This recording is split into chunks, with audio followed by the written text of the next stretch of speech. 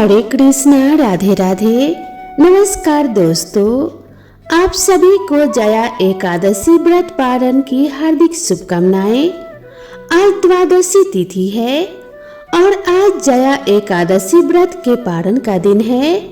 तो आज के दिन तुलसी माता की कथाओं को सुनने से जया एकादशी व्रत का आपको संपूर्ण फल प्राप्त होगा। तो प्रेम से बोलिए तुलसी माता की जय। तुलसी जी को बहुत ही पवित्र और शुभ माना जाता है। इसे घर में लगाने से सकारात्मक ऊर्जा का संचार होता है और नकारात्मक शक्तियों का नाश होता है।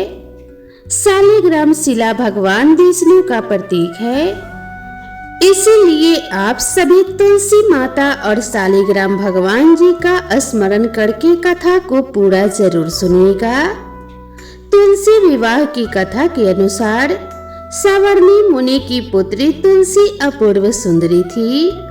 उनकी इच्छा थी कि उनका विवाह भगवान नारायण के साथ हो। इसके लिए उन्होंने नारायण पर्वत की घाटी में स्थित बद्री वन में घोर तपस्या की। दीर्घ काल तक तपस्या के बाद ब्रह्मा जी ने प्रसन्न होकर उन्हें दर्शन दिए और वर मांगने को कहा। तब तुलसी जी ने कहा कि हे सृष्टिकर्ता ब्रह्मदेव, आप तो अंतर्यामी हैं, आप तो सबके मन की बात जानते हैं।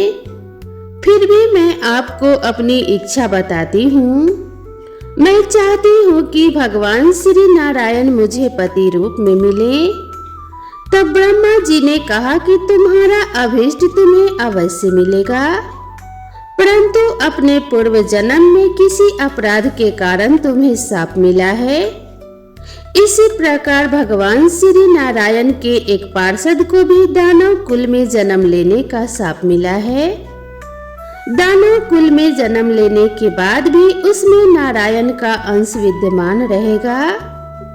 इसीलिए इस जन्म में पूर्व जन्म के पाप के शमन के लिए संपूर्ण नारायण तो नहीं, नारायण के अंश से युक्त दानव कुल में जन्मे उस शापग्रस्त पार्षद से तुम्हारा विवाह अवश्य होगा।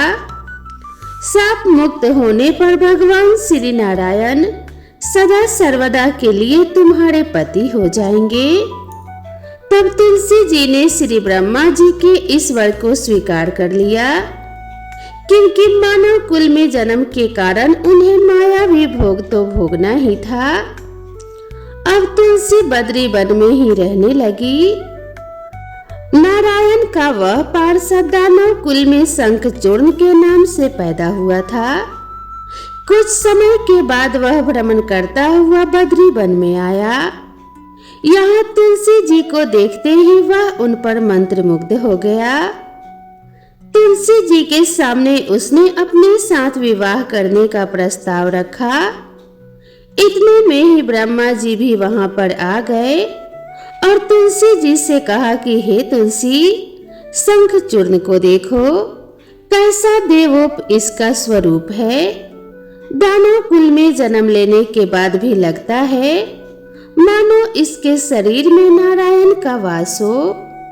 तुम प्रस्ताव को सहज स्वीकार कर लो।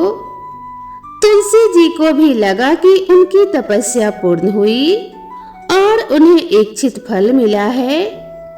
इस प्रकार शंखचूर्ण के साथ उनका गंधर्व विवाह हो गया और वह शंखचूर्ण के साथ उसकी पत्नी बनकर महल में आ गई। शंखचूर्ण ने अपनी परम सुंदरी सती साध्वी पत्नी तुलसी के साथ बहुत दिनों तक सुखपूर्वक राज्य किया। उसने अपने राज्य का इतना विस्तार कर लिया कि देवलोक तक उसके अधिकार में आ गए। स्वर्ग का सुख भोगने वाले देवताओं की दशा अब दयनीय हो गई। शंखचूर्ण किसी को कोई कष्ट नहीं देता था, पर अधिकार और राज्य छिन जाने से सारे देवता मिलकर श्री ब्रह्मा, विष्णु और शिव जी की सभा में गए तथा अपनी विपत्ति सुनाई।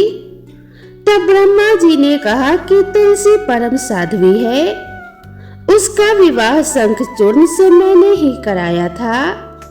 शंखचूर्ण को तब तक हराया या फिर मारा नहीं जा सकता जब तक तुलसी को छला न जाए।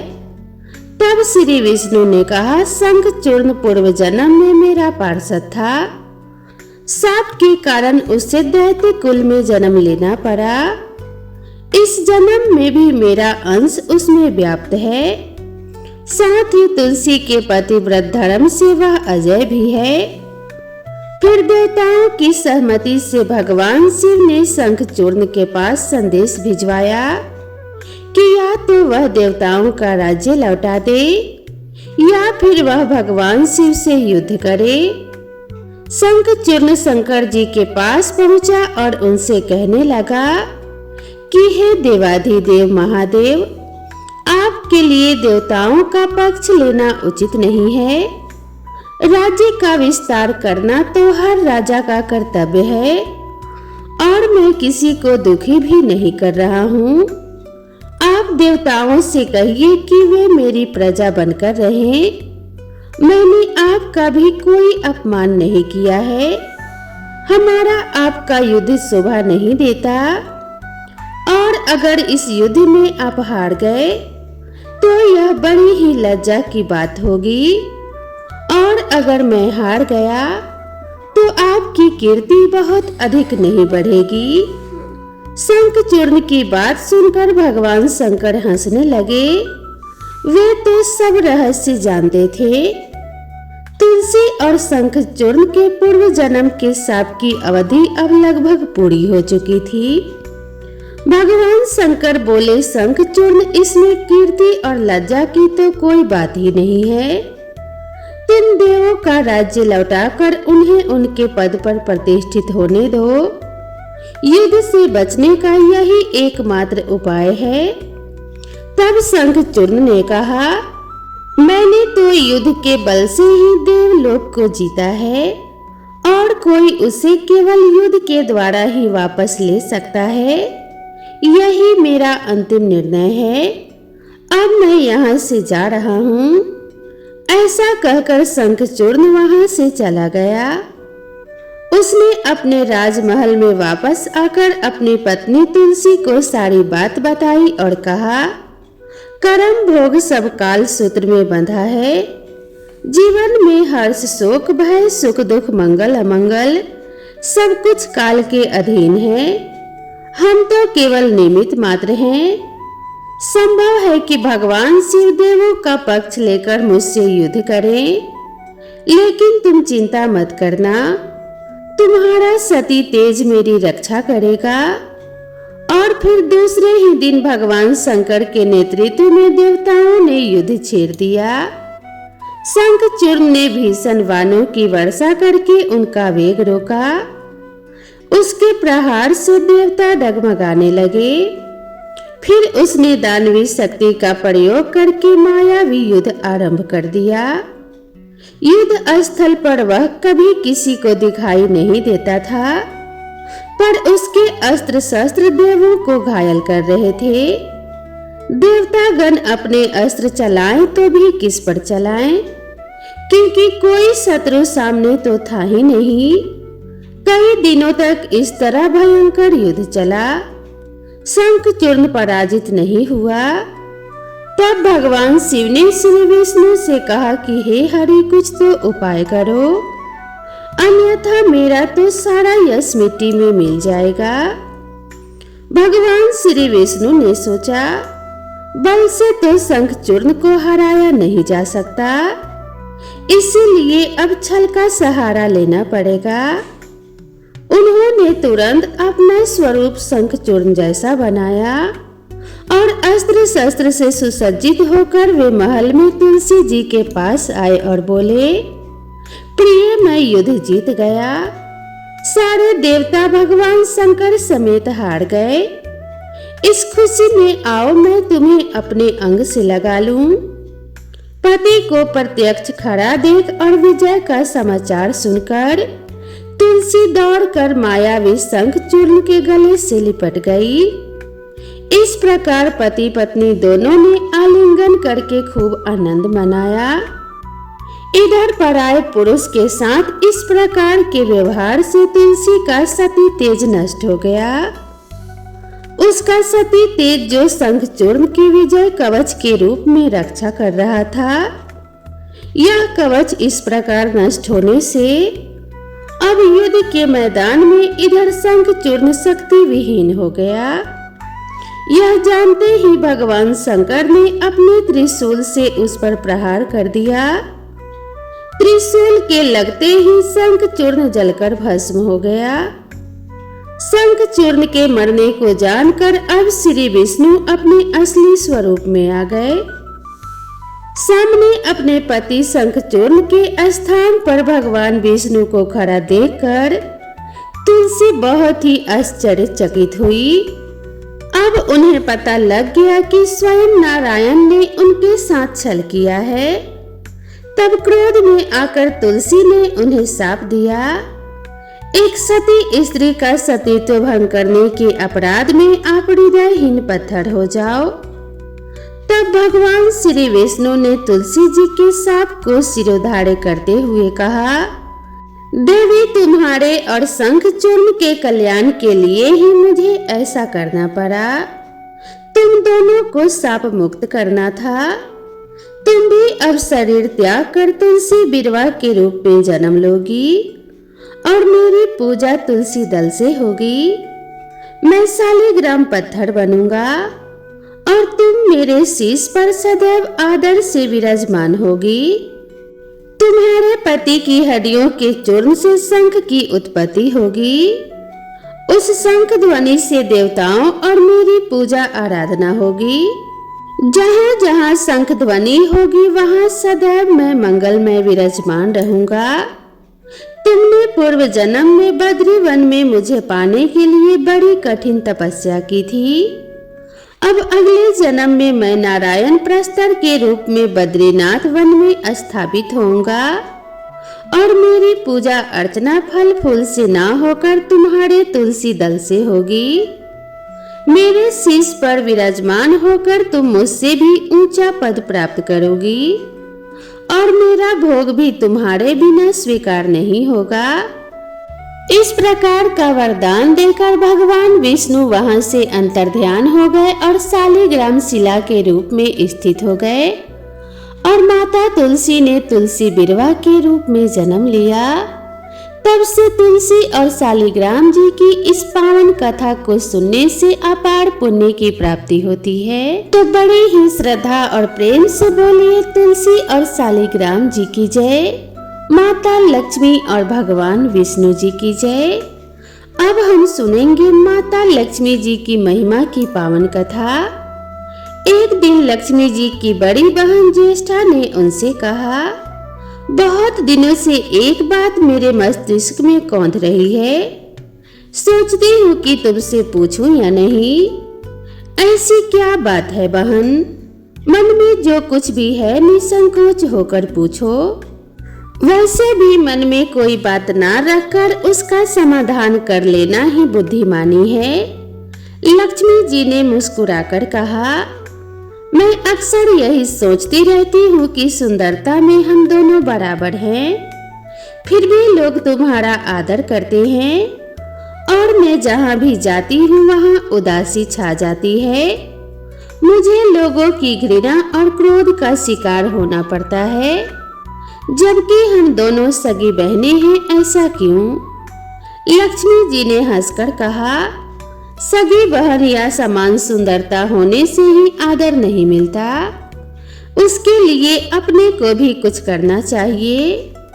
लोग मेरा आदर इसलिए करते हैं क्योंकि मैं उनके घर पहुंचते ही सुख के साधन जुटा देती हूँ। संपत्ति और वैभव से आनंदित होकर लोग मेरा उपकार मानते हैं, तभी मेरी पूजा करते हैं। उधर तुम्हारा यह हाल है कि जिसके यहाँ भी तुम जाती हो उसको गरीबी, रोग और आपदा सहनी पड़ती है। इसी वजह से लोग तुमसे घृणा करते हैं, कोई आदर नहीं करता। आदर पाना है तो दूसरों को सुख पहुंचाओ। ज्येष्ठा को लक्ष्मी जी की बात चुभ गई। उन्हें लगा कि लक्ष्मी को अपनी महिमा का बड़ा अभिमान हो गया है। उन्होंने तड़प कर कहा, लक्ष्मी, तुम मुझसे हर बात में छोटी हो, अवस्था में भी और प्रभाव में भी। मुझे उपदेश देने का भी विचार ना करो। अगर तुम्हें अपने वैभव का इतना ही अहंकार है तो मेरे पास भी एक प्रभाव है। मैं जब भी अपने पर आ जाऊं तो तुम्हारे करोड़पति भक्त को भी पल भर में भिखारी बना दूं। लक्ष्मी जी को हंसी आ गई और कहने लगी, बहन, तुम बड़ी हो, इसीलिए कुछ भी कह लो, लेकिन जहां तक प्रभाव की बात है, मैं तुमसे कम नहीं हूँ। जिसको तुम भिखारी बनाओगी उसे मैं दूसरे दिन रंग से फिर से राजा बना दूंगी।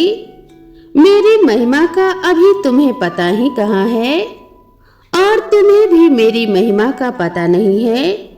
जिसकी तुम सहायता करोगी उसे मैं दाने दाने के लिए भी मोहताज कर दूंगी। देखो बहन, दाने दाने के लिए तो तुम उसे मोहताज कर सकती हो जिससे मैं रूठ जाऊं। जिसके सिर पर मेरा वरद हस्त ना हो उसका तुम कुछ भी बिगाड़ सकती हो, परंतु जिस पर मेरी कृपा दृष्टि है उसका कोई भी बाल तक बांका नहीं कर सकता।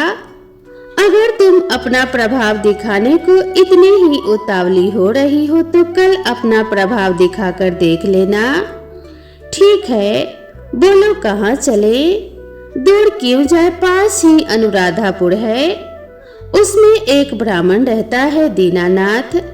वह रोज मंदिर में पूजा करने जाता है और मेरा पक्का भक्त है।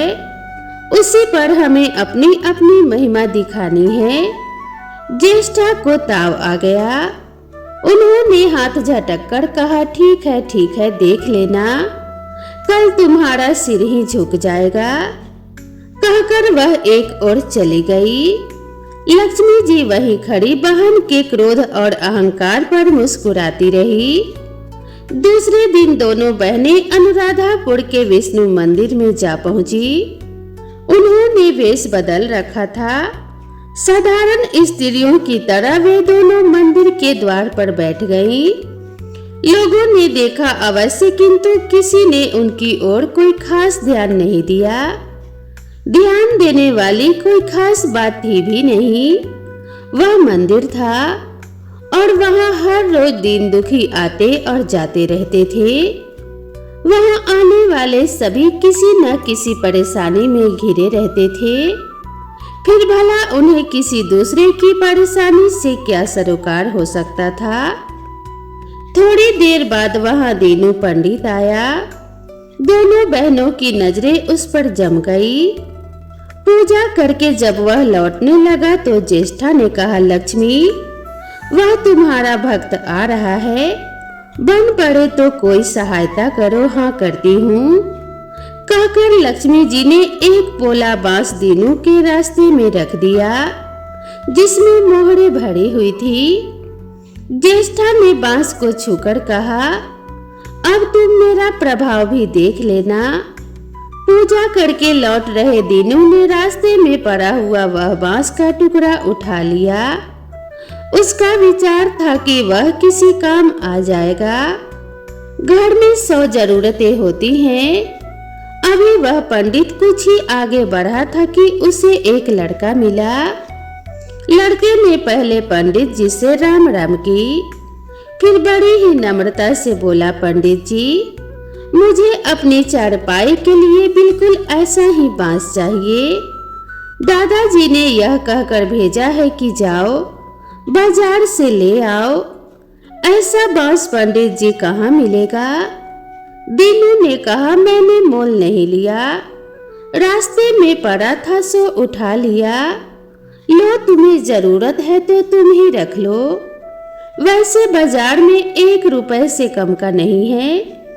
लड़के ने चवन्नी देते हुए कहा, मगर मेरे पास तो यह चवन्नी ही है पंडित जी। अभी तो आप इसे ही रखिए, बाकी 12 आने शाम को दे जाऊंगा। पंडित जी खुश थे कि बिना किसी हील हुज्जत के रुपया कमा लिया। दीनू पंडित ने चवन बांस लड़के को दे दिया और वह चवन्नी अपनी डोलची में रख दी। मंदिर के पास खड़ी दोनों देवियां यह सारी लीला देख रही थी।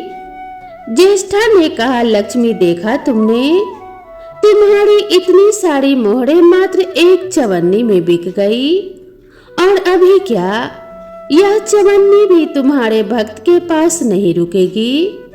चलो उसके पीछे पीछे चलते हैं और देखते हैं कि क्या होता है। दोनों बहनें दीनू के पीछे पीछे चलने लगी। एक तालाब के पास दीनू ने डोलची रख दी और कमल के फूल तोड़ने लगा। उसी बीच एक चरवाहे का लड़का आया और डोलची में रखी हुई चवन्नी लेकर भाग गया। दीनू को तो पता ही नहीं चला। फूल तोड़कर वह अपने घर चलने लगा। इतने में ही वही लड़का आता हुआ दिखाई दिया जिसने चवन्नी देकर उससे बांस ले लिया था। करीब आकर वह बोला, पंडित जी, यह बांस तो बहुत वजनी है। दादाजी ने कहा है कि कोई हल्का बांस चाहिए, इसकी चरपाई ठीक ना होगी। यह लीजिए, आप अपना बांस वापस ले लीजिए। कहकर उसने बांस पंडित जी के हवाले कर दिया। दीनू ने बांस ले लिया, लेकिन चवन्नी तो डोलची में थी ही नहीं। तब उसने कहा, बेटा, चवन्नी तो कहीं गिर गई है, तुम मेरे साथ घर चलो, वहां दूसरी चवन्नी दे दूंगा। इस समय मेरे पास एक पैसा भी नहीं है, तब आप जाइए, मैं शाम को आकर घर से ले लूंगा। यह कहकर लड़का अपनी राह लौट गया। बांस फिर से पंडित जी के ही पास आ गया और लक्ष्मी जी हौले से मुस्कुराई। उनको इस प्रकार मुस्कुराते देखकर ज्येष्ठा मन ही मन में जल उठी। वह बोली, अभी तो खेल शुरू ही हुआ है, देखती चलो कि मैं इसे कैसे तिगनी का नाच नचाती हूँ। दीनू बेचारा इन सब बातों से बेखबर अपनी ही धुन में आगे बढ़ा चला जा रहा था। उसे क्या पता था कि वह शतरंज का मोहरा बना हुआ है। वह तो धूप छांव की भांति दोनों बहनों का प्रभाव सहता चुपचाप चला जा रहा था।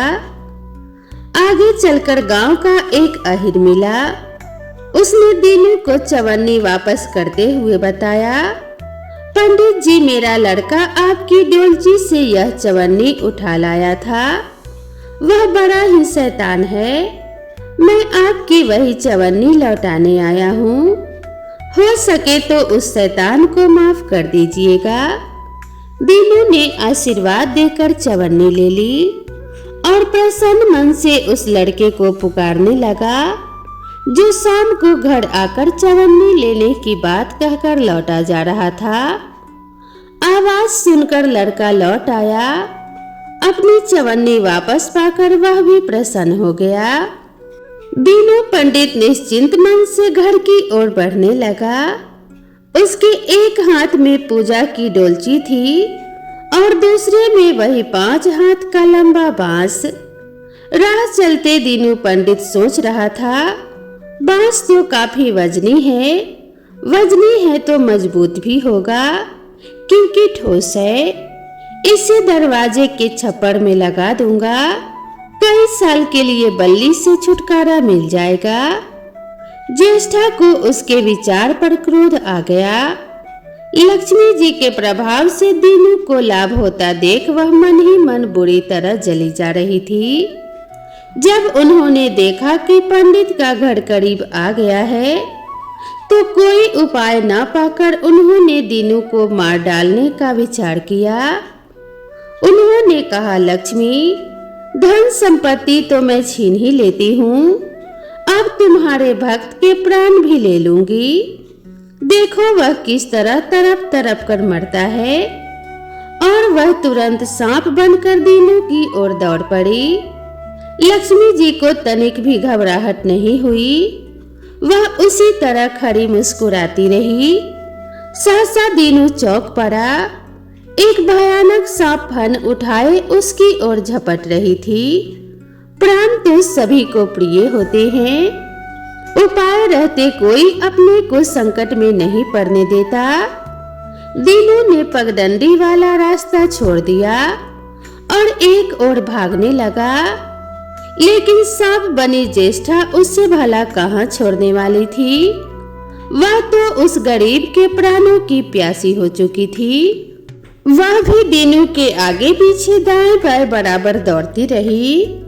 दीनू घबरा गया और उसने हाथ जोड़कर कहा, नाग देवता, मैंने तुम्हारा कुछ नहीं बिगाड़ा, शांति से अपनी राह लौट जाओ। आखिर क्यों मुझ गरीब के पीछे पड़ रहे हो? व्यर्थ में किसी ब्राह्मण को सताना अच्छी बात नहीं है। लेकिन वह नाग तो ज्येष्ठा का रूप था, जो दीनू को किसी भी तरह डसना चाहता था। प्रार्थना पर कुछ भी ध्यान न देकर वह सांप एक बारगी फुफकारता हुआ झपट पड़ा। जब दीनू ने देख लिया कि बिना संघर्ष किए अब जान नहीं बचेगी, तो उसने प्राण रक्षा के लिए भरपूर जोर लगाकर वही बांस सांप के ऊपर दे मारा। धरती से टकराते ही बांस के 2 टुकड़े हो गए और उसके भीतर भरी हुई मोहरे खन खना कर बिखर गई, जैसे लक्ष्मी हंस रही हो। दीनू के मुंह से हैरतपूर्ण चीख सी निकली। अरे थोड़ी देर के लिए वह ठगा सा खड़ा आंखें फाड़े उन मोहरों की ओर देखता रहा। एक पल के लिए तो वह सांप को भूल ही गया, परंतु फिर जैसे उसे झटका सा लगा। सांप का ध्यान आते ही उसने उसकी ओर गर्दन घुमाई तो देखा कि बांस की चोट से सांप की कमर टूट गई है और वह लहूलुहान अवस्था में झाड़ियों की ओर भागा जा रहा है। दूसरे क्षण वह मोहरों पर लौट गया और कहने लगा, तेरी जय हो लक्ष्मी माता, जीवन भर का दरिद्र आज दूर हो गया। तेरी महिमा को कौन जान सकता है। चलो अब घर में बैठकर तुम्हारी पूजा आरती करूंगा। और फिर जल्दी जल्दी उसने सारी मोहरे अंगोछे में बांध ली और लंबे लंबे कदमों से घर की ओर चल दिया। पीछे एक पेड़ की छाया में खड़ी लक्ष्मी अपनी बहन ज्येष्ठा से मुस्कुराकर पूछ रही थी, कहो बहन, सच बताना, बड़प्पन की था मिली कि अभी नहीं? बड़प्पन किसी को कुछ देने में ही है, उससे छीनने में नहीं। ज्येष्ठा ने कोई उत्तर नहीं दिया। वह चुपचाप उदास खड़ी रही। लक्ष्मी जी ने उनका हाथ पकड़कर कहा, फिर भी हम दोनों बहनें हैं, जहाँ रहेंगी साथ ही रहेंगी, आओ अब चले। इतना कहकर माता लक्ष्मी अपनी बड़ी बहन ज्येष्ठा के साथ वहां से चली गई। तो दोस्तों, इसीलिए कहते हैं दूसरों का भला करने वाले के साथ कभी बुरा नहीं होता। जिस प्रकार माता लक्ष्मी ने अपने भक्त ब्राह्मण का कल्याण किया, उसी प्रकार सभी भक्तों का कल्याण करे और इस वीडियो को सुनने वाले और हुंकारा भरने वाले सभी भक्तों के घर में अन्न धन की वृद्धि करें। उनके घर में सदा सर्वदा के लिए लक्ष्मी माता का वास हो। इसी कामना के साथ इस वीडियो को समाप्त करती हूँ। दोस्तों, मिलते हैं इसी तरह की नई वीडियो और नई कहानी के साथ। तब तक के लिए राधे राधे।